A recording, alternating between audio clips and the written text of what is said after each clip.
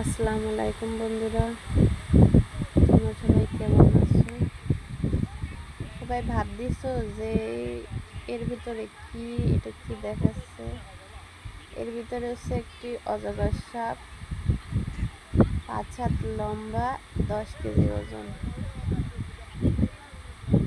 এই সাপটি পাওয়া গেছে বাগেরহাট জেলার মোরেলগঞ্জ থানায় 13 নং নিশানবাড়িয়া ইউনিয়নের একটা মাছের ঘেরে। সাপটি হঠাৎ সকালবেলা ঘেরের মালিক ঘেরে যার পরে দেখতেছে তার ঘেরের ভিতরে জালে পেঁচানো ছিল।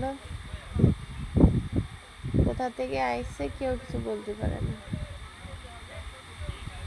সাপটি তারা দেখে একবার ভাবিছিল গ্রামবাসীরা যে সাপটাকে মারবে, তারপরে তারা মারেনি।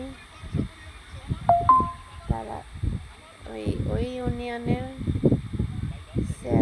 সাবেক চেয়ারম্যান তাকে ফোন করেছে সাইফুল। তিনি তখন লোক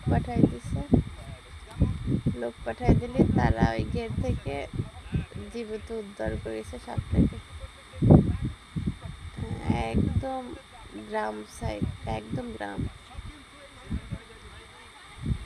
এই যে সবাই দেখবে বলে সাপটাকে বের করে দেখাচ্ছে বাড়ির ভিতরে আয়না। সবাই সাপটাকে একটু হাত দিয়ে দেখতেছে।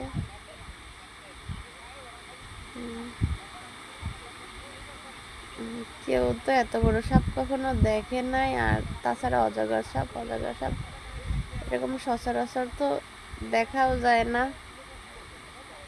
হয়তো আমরা চিড়িয়াখানায় গেলেই দেখতে পাই, কিন্তু এমনি এরকম সচরাচর তো কেউ কখনো দেখেনি। ওনারা বলেছে সাপটাকে নিয়ে জঙ্গলে ছেড়ে দেবে।